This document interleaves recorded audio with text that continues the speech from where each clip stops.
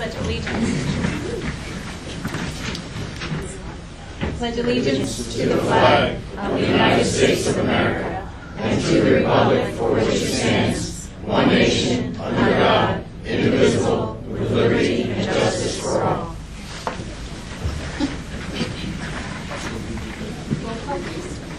Mrs. Angela Everett, here. Mrs. Gadsden. Delaney. Mrs. Calvo. Here. Mr. Garna. Here. Mr. Munoz. Here. Mrs. Patchen. Here. Mr. Wade. Here. Mr. Zau. Here. Mrs. Thompson. Here. Dr. Walker, would you review the fire exits, please? Yes, the fire exits are directly in front of me and behind the participants. Tonight we have a special student recognition. Dr. Walker, A little will you tell louder, us? please. Tonight we'll have a special student recognition, and Dr. Walkley will tell us more. Tonight, I'm honored, and I know you will enjoy what we have planned this evening. We have a student here who has been recognized both by the Poughkeepsie Journal and by the second most popular sports website in the United States, and that's called the Bleacher Report. And what I'm going to do is show you a video that the Bleacher Report created and posted on their website that's now public for us all to see. And then I'm going to give an opportunity. We have Liam Olive here this evening. He's the student. His coach is here. I think his mom is here. So we'll give them an opportunity to say something. When I saw the video, read the story first in the paper, and then I saw the video, I thought about a quote that I have heard from a man called DeWitt Jones. And he talks about the difference of being the best in the world versus the best for the world. And in my opinion, Liam is the best for the world. He's very inspirational. And when you watch this video, I think that you will agree with me. So if we could have the video, please.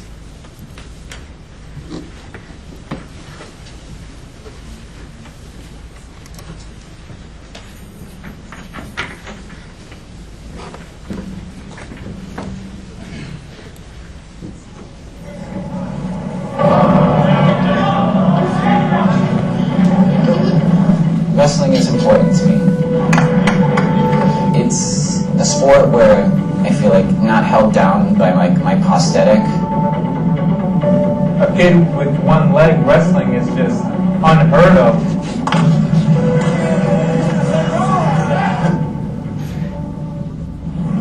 Liam Olive, 17 years old, Beacon High School wrestling team, 99-pound weight class.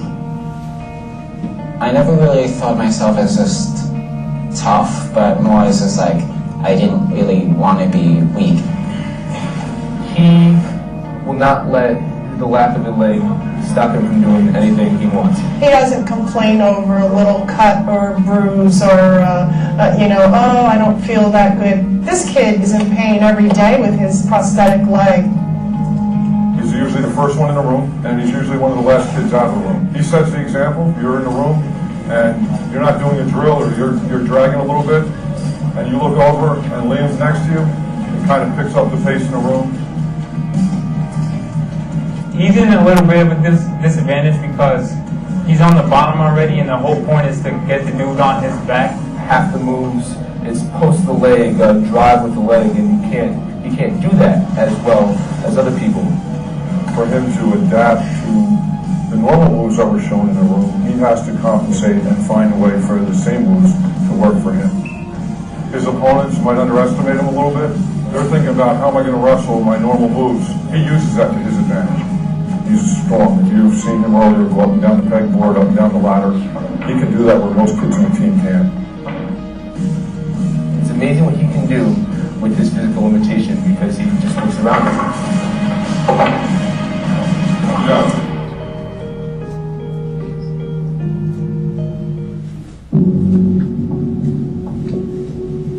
The first bout of cancer he was only 4. Almost a year after he started treatment, he was back out being a kid. a regular little kid. Then 4 years later, when we went down for a checkup, they found another tumor.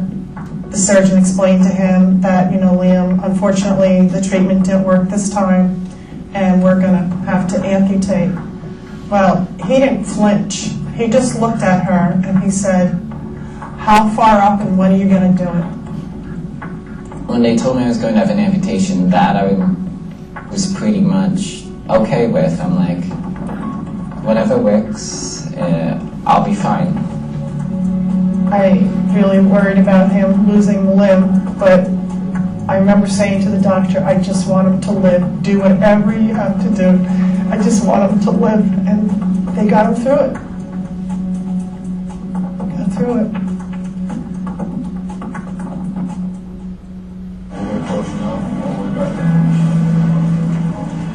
Some people will always treat me as if I'm weaker, and they'll try helping me with things all the time, which is fine.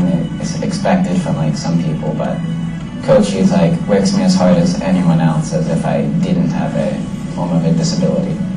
At first I was didn't want to make him feel awkward, but he learned to do something else if he couldn't do it, or adapt his way that he could do it. Liam doesn't want to be treated like he has one leg. He wants to be treated like the rest of the kids, and I respect that, and I push him. He's fit in really well with the team. Great friendship. He's been on the team for 3 years, and he sets an example in the room. He'll be our captain next year. Let's go.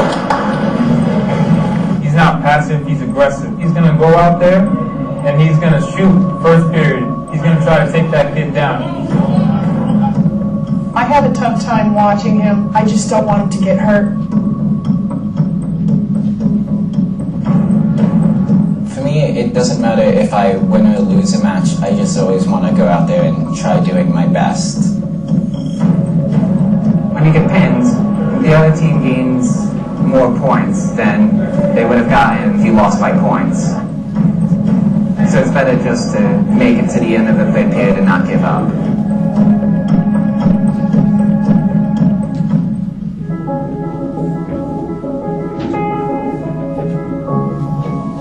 This thing's not easy. He goes through it and sticks with it, and he keeps coming back. You can do it. That's it. Come on, Liam. Come on, Liam. Come on. Come on, Liam. You can do it. He started out at a very young age with an illness. He just decided that was not going to define me. Like in life, it's better just don't stop, even though it might be bad at times. You cannot just give up.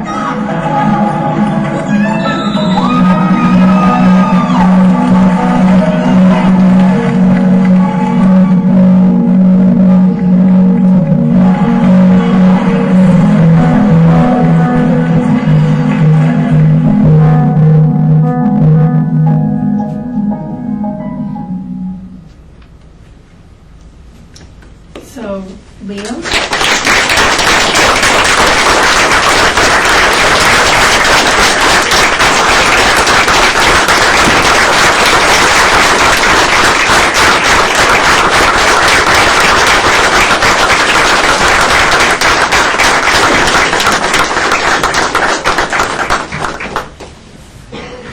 And Coach Tompkins.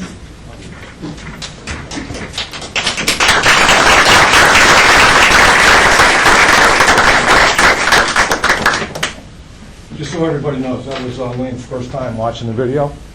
So it was, I'm sure, a little happy with the video, a little nervous to watch it. But last night we went to watch the Army-Navy match. Army won last night. It was an exciting night for him.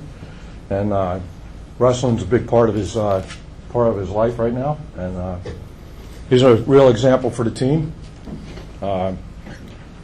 I'm a coach here. I've been here a coach for, say, going on 19 years, coaching since 1983 at another high school.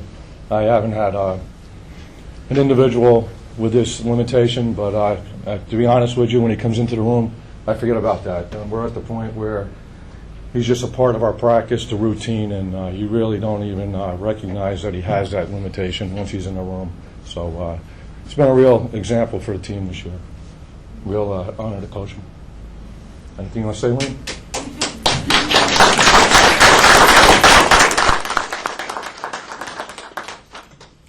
There's nothing that I can I'm not a teacher. I work down at Indian Point. I'm a nuclear. I'm in charge of the maintenance department down there, and we rolled out our site goals this year. And I use this video and some of the examples here for. And part of our goals is individual success down at work. So we rolled that out, and quite a few people watched the video, and it was a big recognition for wrestling and a big recognition for Beacon High School. So I got a lot of positive feedback from coaches that I know, from college coaches to coaches that I've met over the years, and it's been real positive. Liam, thank you for being our inspiration.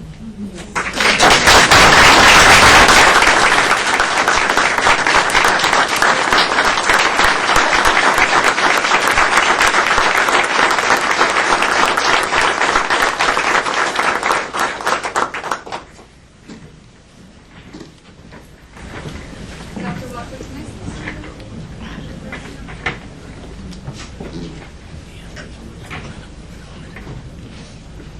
So Liam, I'll try not to embarrass you too much. So when this video came out, Liam was in my building. He was 8 years old, and that's when he got the second bout. I really feel sometimes that we're introduced to people in our lives for a reason, to inspire us. So the decision was made. Remember, we had lunches, hidden Mickeys, all those other fun things together. He had to make the decision with his parents, and I was just amazed and taken back how this young man at 8 years old was so integral in all the discussions he had to have regarding his life, but also his parents allowing him to have this decision. So we talked about it. Do you remember our conversation? He felt it was important that we went around to every single class to let all the students know in the building that he was going in for this surgery and that he was going to come back missing part of his leg. So we did that. He said he was going to speak, but who did most of the speaking? Thanks. He came back and I visited him, and at that time we were like into Pokemon and hidden Mickeys and all that. So we come back to school, and he now is, he had his surgery. He said, Mrs. Condello, I think we better go around and show everybody. And I said, okay. So we went around to every single classroom and we talked about it, and the kids asked the question. Then it came the day with the prosthetic, and he told me, there's a safety issue with my leg. And I said, explain. He said, if somebody gets close to me and I bend my knee, they can lose their finger. And I said, okay, so what do you think we need to do?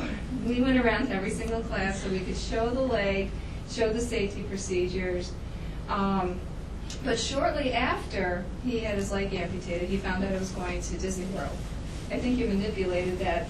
So we have a picture of him and I in Rock and Roll Roller Coaster, and I told him I wasn't going to swear, but I think I did when we took that ride together. But he inspired. He inspired so many people at the building. Again, as Roberto Nunes said on the videotape, he never gave up, and that's how we looked at Liam at school, is that we participated in all the field day events, all activities, never held us back. The year came, I think it was third grade, he missed a lot of school, and so him and I and his parents, we discussed, do we stay back a year or not? And Liam made the decision that we needed to stay back a year because he missed a lot of school. So this is a young man that's just, I can't eloquently put it into words, but how much he's touched so many people. And when I saw the video, I was just so excited to see how he continues to touch people's lives all through his educational career, and he will continue to do so. So I am honored the fact that we were able to highlight him tonight and have his mom here, who his mom and dad have been just a huge support into Liam's life. So thank you for doing that for him.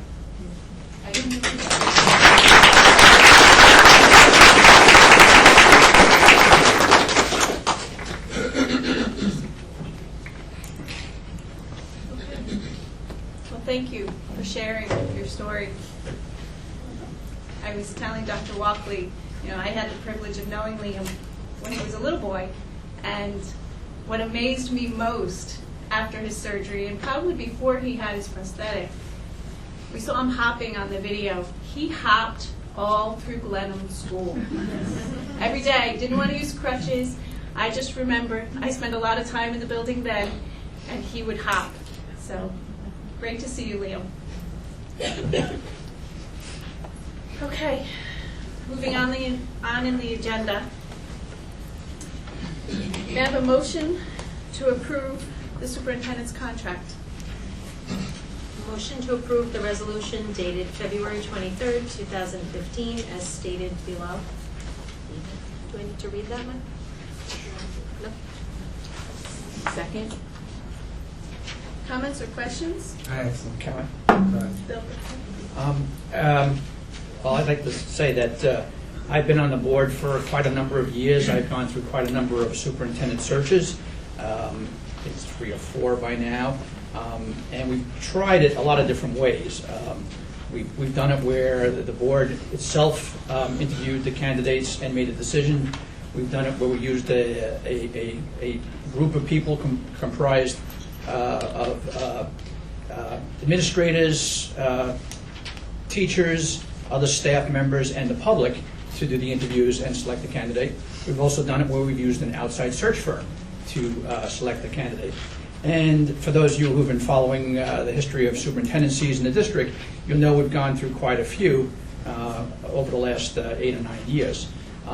And so it's you know, anybody who's been a manager and hired people, you know that how much you do your due diligence and how well someone does an interview, how many recommendations you get. The real proof of the pudding is when they come on board. And when you see somebody in action and you watch somebody at work, that's when you know if you picked a good person or not.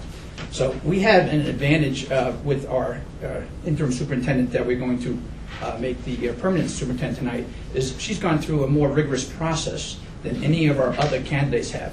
In other words, she's been in the district. She's did two tours here as a assistant superintendent, and she did quite a good job at that.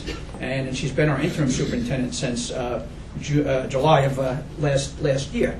And so she's not only have we had to interview her to talk about her capabilities and everything, but we've actually seen her in action, which is, to me, is a lot stronger way of selecting a candidate if you can do it. So I think we have a fine candidate that we're going to elect tonight as our superintendent, and I'm happy to say that we've gone through more research and proof of the pudding being her in action than we have with any of our other candidates. So we expect it to be a successful career here. And I'm speaking tonight on behalf of the proposal to appoint Dr. Walkley to the superintendent position without going through a process. I understand what Bill was just saying, but I personally feel that the Board of Ed is acting irresponsibly in appointing a person to the superintendent position without taking the proper steps. I questioned the appointment of the interim position without going through a process or canvass. I understood that there was a time crunch and that the district would be without a person at that time, so I agreed going against my better judgment. I agreed without even seeing a resume or recommendation from prior work experience. I still have not seen these items. We are not in the same situation. I understand that the superintendent search may not have been the best experience for the district or veteran board members based on past results. I ask that we evaluate these processes and adjust, not remove completely. I ask, what information are we using to make this recommendation? We're making a recommendation based on our experiences as board members, which are limited. We represent the community. The community has a voice. Have we heard from the administrators, teachers, and parents and/or students? How can we proceed without gathering all the required information from all community stakeholders? The public did not know about the proposed recommendation until the agenda was posted on Friday night. The school community found out a bit earlier through an email Friday afternoon. Neither stakeholder had time to express their feelings about the recommendation. I feel we are blindsiding the public and the school community. How is the decision going to maintain the confidence of the community in the board and the school district when the district's past history with this position speaks for itself? We are now appointing a person to this position without exhausting a process. As a community member, I try and understand every aspect of the school system, and the way we came to this recommendation follows no systematic approach. We did not ascertain the community's opinions and desires with respect to this appointment. The second concern that I have with this appointment is the length of the contract. The contract is for 3 years, 4 months, starting March 1st, 2015 and ends June 30th, 2018. I know the last 2 superintendents had 3-year contracts and we needed to settle after a year of service, which created a financial burden on the district among other concerns. Why not make it a 1-year, 4-month contract or a 2-year, 4-month contract? I'm expressing my concerns at this time as I feel we are making a rash decision without having all the required information. What is the rush to appoint at this time? We are not in the same position as we were in when we appointed the intern. Why not gather all information before making this decision? The interim appointment was for a year, which ends at the end of July. If we started this process now, we would have sufficient amount of time to go through the entire process. I am asking the Board of Ed members to explain their point of view and justify how they came to this decision so the community has a full and complete understanding of the decision being made. Some might say that the board has done their due diligence by evaluating the body of work that has been done while in the interim position. If this is the rationale, I would ask my fellow board members to share what they are referring to in regards to the body of work.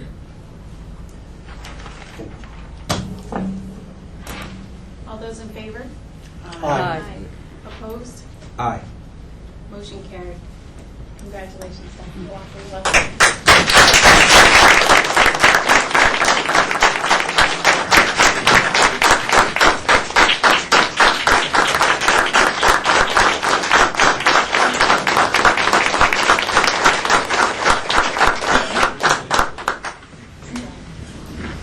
If everyone, okay, Dr. Walkley's going to speak, and when she's finished, if everyone would join us in the dining hall, we will have cake. Okay. I'd like to thank the board for the opportunity and the trust that you've placed in me, and all the times that I've worked in Beacon. I appreciated the dedication and the support the board demonstrates for the education of our students and for me. I'm honored by this appointment, and I have said in the past that I am choosing Beacon. I have suspended my retirement because I want to be in Beacon and I want to work with all the stakeholders. And I want the students in Beacon to succeed. I know some of the unique qualities of Beacon and some of the challenges.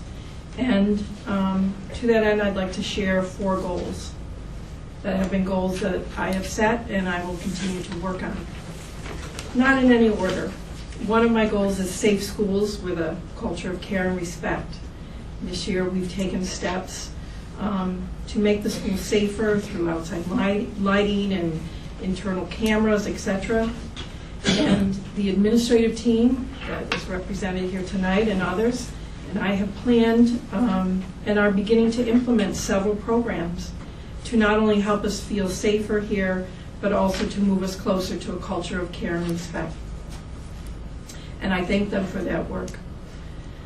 A second goal is that we will make decisions driven by data. And this applies across the district. Whether it's a decision about students or lessons or budgets, we all need to have a foundation of data to make decisions. A third goal is to organize ourselves as a learning community. Everything can improve. We know a lot, and the more we know, the more we can improve. We are looking at professional development across the organization. Last, and actually one of my top goals, again, but not in order, is success for students and for staff. What is success for students? In my book, it can be measured by students meeting or exceeding the state standards, by being prepared for college, for career and or planned transitions, and it is for the students to reach their potential. For the staff, success is defined by me as having the capacity to move all students to success and to reach his or her potential in their area of responsibility. Vince Lombardi said that the achievements of an organization are the results of the combined effort of each individual. So therefore, I'd like to recognize the efforts from you, the board, and my colleagues at the district office, front row there, and around in the back row, the administrative team, and the staff, and the unit leadership, and the community. And from Helen Keller, a quote that I like to borrow is that together we can do so much. And I'm looking forward to serve in the next 3 years. Thank you.